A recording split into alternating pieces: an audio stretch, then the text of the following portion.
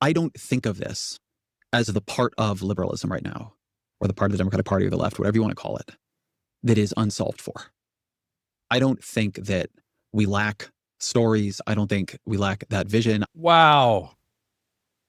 That is the worst answer I could imagine him saying.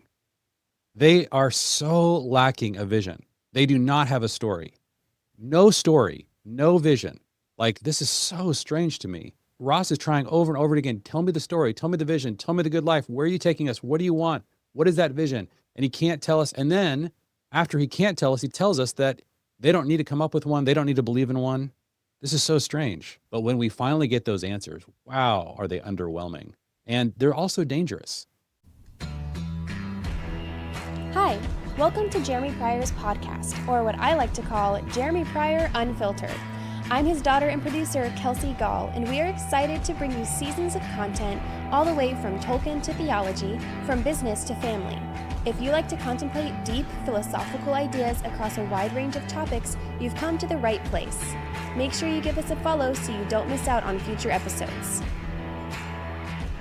Well, howdy, friends. Welcome back to the podcast. I'm excited to take you on a little journey today, a journey into the good life, the story of where the left, politically left in our country, culturally left, religiously left. We're going to kind of tease those things out in this conversation, where they want to take us. It's so important for us to know what the good life is. One of the things that philosophers have known for years is that if somebody can articulate for you what they think the good life is, you can, from that one answer, reverse engineer their entire philosophy, their religion, their beliefs. And so there was such a fascinating conversation I really enjoyed listening to from the two New York Times columnists, Ross Douthat, who really represents well the ideas of conservatism for the New York Times, and then Ezra Klein, who is my favorite commentator and spokesperson on the left, because he's willing to have hard conversations. He wrote a book called Abundance, where he tried to lay out the progressive agenda, and they really got into a fascinating conversation that really went philosophical, went religious. I want to take you all the way to the end, because that's where the conversation got really interesting. But in order to get there, we need to take it a step at a time so you guys can see how this conversation sort of built up to the final conclusion, where Ezra Klein unveils to all of us on the right what is the vision of the good life that he is pursuing on the left with his compatriots. So let's dive in. And despair, from my perspective, on the American left right now that hasn't been there to the same extent for most of my life and career. So I'm wondering if you see it that way, if you see a lot of progressive despair out there. I think that there has been a kind of evaporation of a bright horizon in liberal thought, in a lot of left thought. I think that it has become about averting different kinds of calamities. Mm-hmm. So the calamity of fascism, the calamity of a return to white supremacy, or re-strengthening of it, the calamity of climate change, the calamity of oligarchy. And instead it's been about how much of how bad it will be we can avert. I don't think that's the right way to look at the future, but I think there is something to that. Okay, so Ezra Klein is describing the fact that if you just looked at the way that the kind of left is positioned right now, it's really trying to avert certain calamities instead of actually offering a positive vision. So they kind of go deeper into this conversation. So I'll take you to the next clip here. If in this country, 4 years removed from the flag pin election of 2004, we could elect a man named Barack Hussein Obama, a black man from Chicago, then everything was possible. Now I think people, we take Obama so for granted, right? What that was so for granted. But it was incredibly unlikely seeming just a couple of years before it happened. Like, it seemed way out of the bounds of possibility. And we elected Obama, or Obama got elected. And it's not that nothing happened. It's that what happened disappointed people. Here you have, the most talented liberal politician of his generation wins a big victory. and is actually able to succeed where his recent predecessors have failed on the single project that had united the left for decades, which is passing a big healthcare bill. And even that felt disappointing. And after it did not solve America's race problem. It did not mean the end of systemic racism. It did not mean the end of police brutality. And it ends in Donald Trump. And I think that it sort of shatters liberal optimism. I think liberalism becomes exhausted and uncertain after that. What is its next project? Okay, I was fascinated to hear Ezra Klein kind of point this out, that basically because Barack Obama's presidency represented this really high watermark for liberals, it was very disappointing that their project was over. And it's like, what else can we do? And so you go back to some of these old things that you're trying to avert. But at the end of the day, you accomplished the ultimate objective you were trying to accomplish. You've demonstrated that racism is not what is ultimately holding us back. Having a black man be president, you have demonstrated that we can actually pass a healthcare bill that can help people. And so all you can say after that is, well, it just wasn't quite enough. It's like, there's still more racism. There's still more things that we can. So this just exhausts the left and makes them feel disillusioned, is kind of Ezra Klein's point. Now, I think that part of the problem they're about to explore, I think, getting much closer to the root. Ross Douthat, towards the end of the interview, begins to really probe, well, what is the big picture story here? What is the good life? Where are you guys taking us? If that didn't take us to where you want to go, is there some other place you want to take us? And I think that it's interesting. He started by saying there's this vanishing horizon that people on the left kind of see and are kind of longing for and push towards, but it's very fuzzy and hard for them to find. Now Ross just really tries to pin Ezra Klein down on this question. And so I want you guys to listen to how they wrestle through this question philosophically and religiously. That needs more housing, but they're also the antecedents of Silicon Valley dynamism. One of the things that I think you see in, sort of hippiedom is a kind of deeply optimistic vision of the human future. And again, I'm, containing contradictions because I was just talking about the darkness of the 1970s radical left. That also comes out of, in certain ways out of hippiedom too. So it's a lot of complexity in history. But in sort of California counterculture politics in the 1970s, there is also this sort of age of Aquarius. The world is headed for consciousness raising and transformation aspect. A new age metaphysical vision, not the metaphysical vision I as a Christian subscribe to, but a metaphysical vision nonetheless. And you knew I'd bring this conversation around to religion at the end, right? But maybe doesn't a utopia need that kind of story as well, right? Like for part of what Obama offered, was the language of the arc of history. Is there an arc of history vision available to the left that can restore optimism, right? Like they need a story. And so he's really pressing on this question. Every movement is really motivated by a vision. And it's odd in a lot of ways that Ross has to really push Ezra Klein to try to get at that vision. Somebody who studies this question full time and is absolutely brilliant on these questions can't figure out what the left's vision is.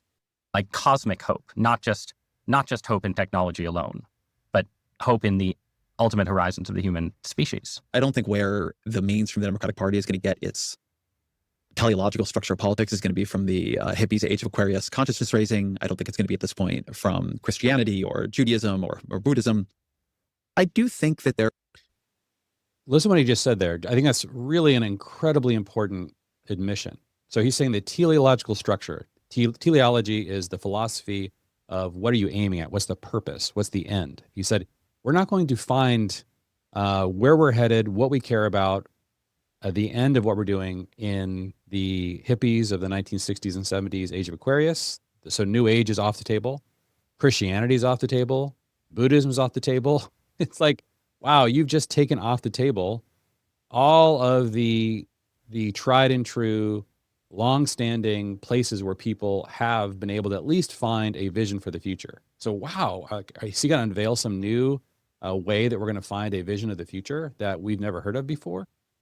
There is remarkable stories contained inside the American story. And I think that one of the damaging things that happened for the Democratic Party was it sort of turned on its own American story, right? It went from the sort of Obama arc of history to, the much more like we are birthed in sin and still inside of it. Which is, to be fair, still a story, Still right? straight, and still partially true. And still, but also a story that, you can say we were birthed in sin, but we're destined for redemption. You can imagine a left-wing politics that says that. And you can imagine other stories that are emergent out of what made mid-century America great. Okay, so he's searching for a story. He wants it to be rooted in the American story, but not the American story that motivates the right, nor the American story that sounds too much like Christianity, right? Birthed in sin and got to redemption. Maybe something in the mid-century American story. Been thinking about this because I've been a bit obsessed with this speech J.D. Vance gave at the Claremont Institute, where part of the speech was him taking aim at the sort of creedal America, the sort of Frederick Douglass America, the America where belonging is at least partly defined by a commitment to the ideals of the Declaration of Independence. And Vance says, that he prefers attaching belonging to whether your ancestors were here in the Civil War than whether or not you believed in the Declaration of Independence. Okay, that's one level of the fight. And I'm just going to say I think that slightly simplifies what he was saying, but please continue. I don't really, but we can. I would love to do as long as you want to do on separate episode. But let me say that he goes on in that speech to say something else. He does make a series of points about citizenship and belonging. He says, well, what's the point of all this? He says, well, it's to build, to make America great, to create as our forefathers once did. And I read that and I thought, in the period of time in which America did become this world-spanning colossus, a lot of it did have to do with our ability to integrate people into our community, our ability to welcome in immigrants, at different rates and at different times, but quite a lot of them. Our ability to expand our community far beyond what other countries were typically capable of doing. And it made me think about how poor we have been in the Democratic Party about actually making not just the moral argument for our approach to belonging, not just the policy oversight of our approach to belonging, where you actually do need an orderly border and for people to feel you're doing things in the national interest, but the actual argument for at least part of our approach to belonging, which is it makes America stronger, it makes it more innovative, it makes it more generative, Okay, so he's starting to say the story that that's motivating the left is a story of belonging in the midst of diversity that's not rooted in who's actually in America. That's kind of the J.D. Vance version, right? That if you are ancestrally from America, then we're trying to create a great country that you belong to. But it's sort of trying to change the story or embrace a story that says, well, as long as these different groups represents kind of the differences that immigrants and different groups that came to America and were able to come together, not closer to maybe the Frederick Douglass creedal, like we are Americans because we believe similar things. We still need a strong border. We still need, he's just searching for this mid-century or this ancient, a little bit ancient belonging and where the belonging is coming from. And this is a story he's trying to and so see where he goes next. It's more dynamic. And there as being a lot of opportunity in that there being a tradition here that we can take hold of that is an exciting tradition, a tradition of dynamism, a tradition of change, a tradition of welcoming people in who then do amazing things they could do here. I want you to really understand when he says a tradition of change, that is an inherent, there's an inherent contradiction in what he's saying. And he's going to go deeper and deeper into this idea. In other words, and this is the real end of liberalism. What Ezra Klein is describing is where liberalism dies. Because it has to always embrace change. It can't ever embrace something conservative. You never get to a place where we have something great that we can conserve from the past, traditions that can be conserved. The only tradition you can embrace is the tradition of change. And this is what makes this kind of project ultimately self-defeating. It doesn't actually have a vision of the future. And you'll see he's incredibly eloquent, but this is what he's doing. He's going to go deeper and deeper into this sort of weird philosophical hole that they could do nowhere else. So if you want my version of your cosmic hope, I do think that there's a story in which America doesn't just bend towards justice, but it does bend towards a kind of greatness that comes from a kind of diversity and inclusion, one might call it. But diversity that has fallen out a bit of favor. And this is my last demand I'll make of you. Inclusion into what exactly? What view? Inclusion into what? This is why I love long form interviews. You have to kind of really, they've been talking for over an hour and Ross has been trying to pin him down And this is the most important question to ask. What vision of the good life? This is where I still feel like the utopianism of your book, while really good as a corrective to despair, lacks something that even the right in its various, sort of dark and black-pilled forms still gets to offer, right? Which is that, the right can say, you see Charlie Kirk say this over and over again, right? In one of the personas that he had was sort of, Christian evangelist and Christian dad, right? Where he would go around and say, look, to young men, he would say, look, politics is important, but you have to get married and you have to go to church and you have to start a family, right? That is a concrete vision of the good life that politics exists to support and technology exists to enrich, right? And in mid-century America, in mid-20th century America, it was connected to a thin but still real sort of Protestant-ish civic religion in which, human beings had an earthly destiny and a heavenly destiny too. And it is impossible for me as a religious person, I'm sorry, not to look at sort of progressivism right now and say, you need something else in the horizon besides saying, we're going to be inclusive and we're going to get rich together with flying cars. So this is where he's really going to try to pin Ezra Klein down. Give me the vision of the good life. What is the utopia you're driving at? What we want is a politics that serves our faith and our family, because there's something higher than politics to us. This is the basic idea of conservatism, that there's something to conserve that we care about, and that politics we don't want politics to come in and reform that. But if you are going to suggest that there is something better than that, please, we're all ears. We'd love to hear what it is. Like, tell us what this amazing vision is, and not just say, if you keep saying inclusion, belonging, and change. And what does that change? Is the tradition of change, the tradition of change that brings more inclusion and belonging. Inclusion into what, right? Belonging into what? What are we belonging to exactly? Like, we belong to families. We belong to our faith. These are things that are really important to us. We do belong to America, but these other things are what America is designed to give us, because we're not going to always agree on the way to do faith, what is actually highest in the hierarchy. So let's do politics, but let's make sure politics stays in its lane. It's serving much higher ends, and the higher ends we need to be free to pursue on our own. So he pinned Ezra Klein down finally at the end of the interview, and we're going to get the answer to the question from the best spokesperson on the left about what is the answer to this ultimate question about where they actually want to drive us into the good life. You need to say, so that we can live in some specific way that we are supposed to live. What is that way, Ezra Klein? How then shall we live? My friend, I am a liberal. I actually believe in creating a space for liberal individual flourishing of different kinds. I don't find it to be some great countercultural thing to say you should have a family. I have 2 children. I talk about it on my show all the time. I am a left pronatalist.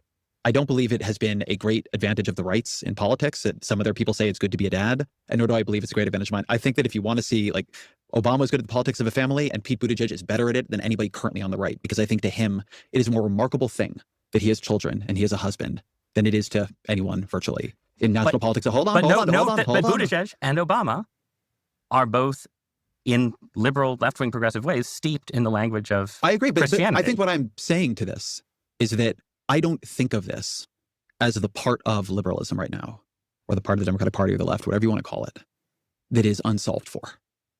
I don't think that we lack stories. I don't think we lack that vision. I know we are not. Wow.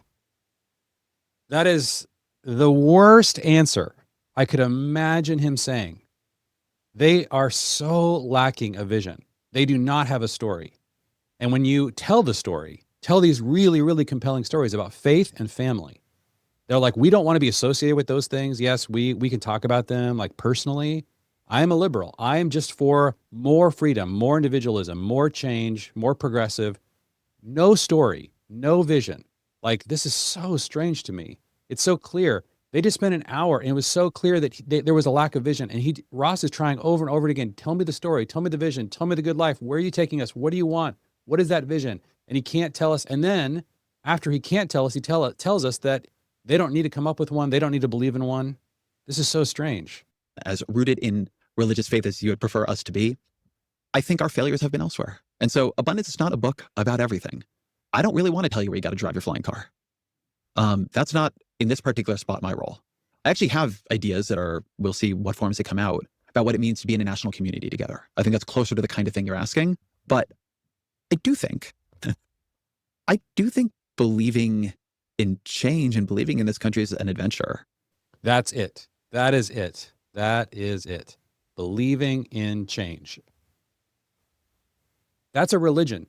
Change is the highest thing on the agenda. It's like individualism and change. That's what's way up there. And so anything, of course, you can't say yes to family and to faith, to Christianity, to any of these other stories, because it's just, we need more change.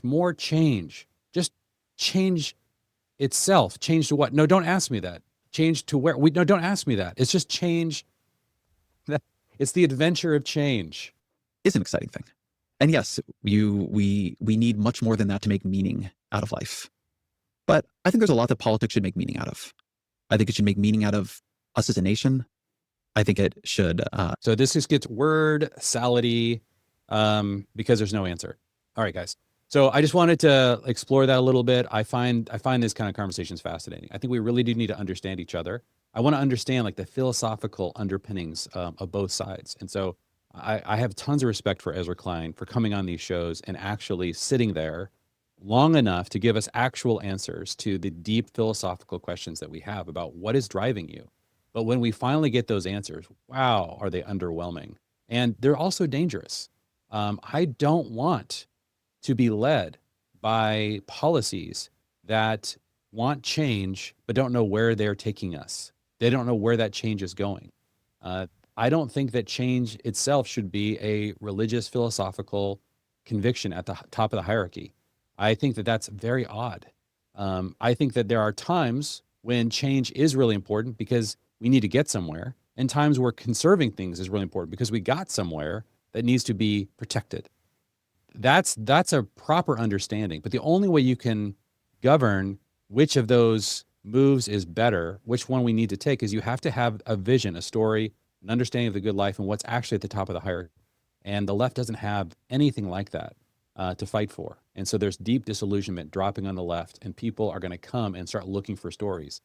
And I hope that you and I are there to tell an incredible story that we have, that we believe, and that gives so much hope. So that's what I wanted to explore with you guys. Thanks so much for listening today. Thank you for listening to Jeremy Pryor's podcast. Make sure you hit that follow button so you don't miss out on any future content. Follow Jeremy on Twitter and Instagram, as well as his Substack blog, all linked in the description. See you next time.